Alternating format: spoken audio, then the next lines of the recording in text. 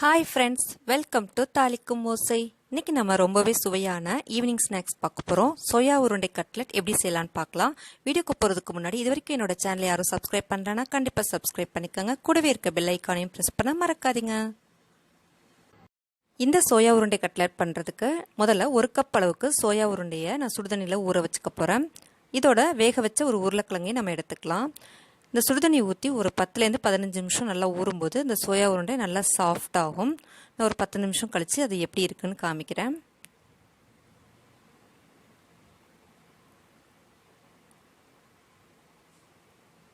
நீங்கள் இப்படி ப்ரெஸ் பண்ணி பார்த்தீங்கன்னா நல்லா சாஃப்ட் ஆகும். இந்த மாதிரி இருக்க சோயா உருண்டை இந்த மாதிரி நல்லா 2 தடவை அலசிட்டு புழிஞ்சு எடுத்துக்கோங்க. கொஞ்சம் கூட தண்ணி இல்லாமல் இருக்கணும். அந்த மாதிரி எடுத்துக்கிட்டு அந்த சோயா உருண்டைகளை நம்ம மிக்சியில் போட்டுக்கலாம். இந்த மாதிரி புழிஞ்சு எடுத்துக்கிட்ட இந்த சோயா உருண்டைகளை நம்ம மிக்சியில் கொரப்பாக நம்ம அரைச்சி எடுத்துக்கலாம். இப்போ இதை அரைச்சதுக்கப்புறம் எப்படி இருக்குன்னு பாருங்கள். இந்த மாதிரி நீங்கள் கொரப்பாக நீங்கள் அரைச்சி எடுத்துக்கோங்க. ஒரு கடாயில் 2 டேபிள் ஸ்பூன் அளவுக்கு எண்ணெய் விட்டுட்டு அதில் பொடியாக நறுக்கின பூண்டு 1 டேபிள் ஸ்பூன் அளவுக்கு போட்டு நல்லா ஃப்ரை பண்ணிக்கோங்க. இதில் பொடியாக நறுக்கின 2 பச்சை மிளகாவையும் நம்ம சேர்த்து நல்லா ஃப்ரை பண்ணிக்கலாம். இது நல்லா ஃப்ரை ஆனதுக்கப்புறமா பொடியாக நறுக்கின ஒரு வெங்காயத்தை நான் அதில் சேர்த்து நல்லா வதக்கிக்கிறேன். வாசனைக்காக வீட்டிலே அரைச்ச ஹோம்மேட் கரம் மசாலா ஒரு பிஞ்ச் அளவுக்கு நான் சேர்த்துக்கிறேன். இதோட 1/2 டீஸ்பூன் அளவுக்கு சோம்புத்தூளும் நம்ம சேர்த்து நல்லா வதக்கிக்கலாம். அடுத்து நம்ம மிக்சியில் கொரப்பாக அரைச்சி எடுத்துக்கிட்ட சோயா மீல் மேக்கரை இதில் சேர்த்து நல்லா கலந்துக்குவோம். இதை நம்ம ரொம்ப நேரம் கலர வேணாம், ஒரு 30 செகண்ட்ஸ் மட்டும் இந்த மாதிரி கலரி விட்டுருங்க. இதுக்கு தேவையான அளவு நம்ம உப்பு ஒரு 1/2 டீஸ்பூன் அளவுக்கு நம்ம சேர்த்துக்கலாம். சோயா மீல் மேக்கர் நல்லா ஆறுனதுக்கு அப்புறமா வேக வச்ச ஒரு உருளைக்கிழங்க இந்த மாதிரி நல்லா மசிச்சு அந்த மீல் மேக்கரோட சேர்த்து நல்லா கலந்துக்கலாம்.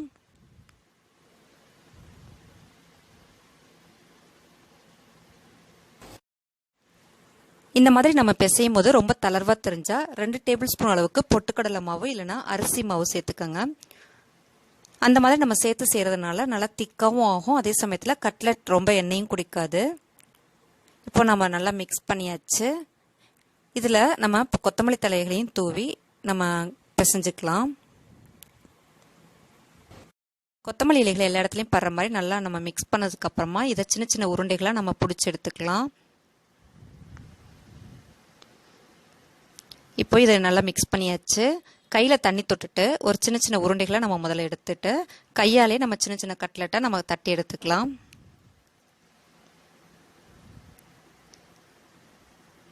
இதே போல் நம்ம எல்லாத்தையும் செஞ்சுட்டு பார்க்கலாம்.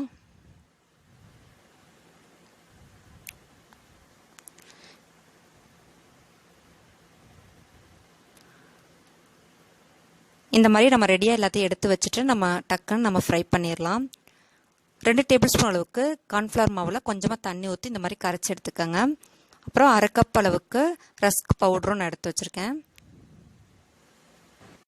இப்போது ஒவ்வொரு கட்லெட்டையாக நம்ம அந்த கார்ன்ஃப்ளவர் மாவில் லைட்டாக அப்படி பிரட்டி எடுத்துட்டு அப்புறமா ரஸ்க் பவுடரில் நம்ம இதை எல்லா இடத்துலையும் படுற மாதிரி நம்ம பிரட்டிக்கலாம்.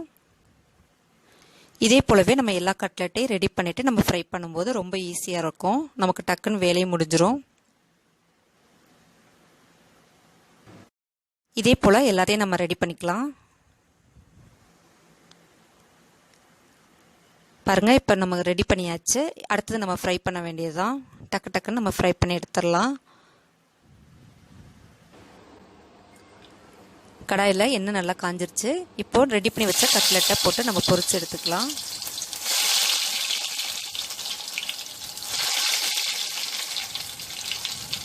கொஞ்ச நேரம் அதை அப்படியே விட்டுட்டு ஒரு 30 செகண்ட்ஸ்க்கு அப்புறமா இதை பிரட்டி விடுங்க.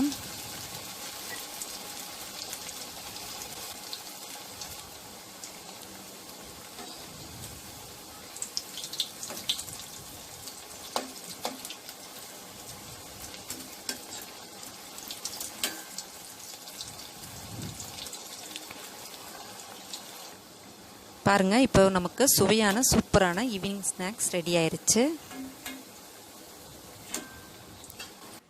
நீங்கள் டீப் ஃப்ரை பண்ண வேணாம், எனக்கு எண்ணெய் ரொம்ப வேணும்னு சொன்னால் நம்ம தோசைக்கல்லே சூப்பராக இதை நம்ம ஃப்ரை பண்ணிடலாம். ரொம்பவே சுலபமாக ஈஸியாக செய்யக்கூடிய ஸ்நாக்ஸில் இதுவும் ஒன்றுங்க. இந்த சூப்பரான ஈவினிங் ஸ்நாக்ஸை நீங்களும் செஞ்சு பார்த்துட்டு உங்கள் கமெண்ட்டை எங்களுக்கு தெரிவிக்க மறக்காதீங்க.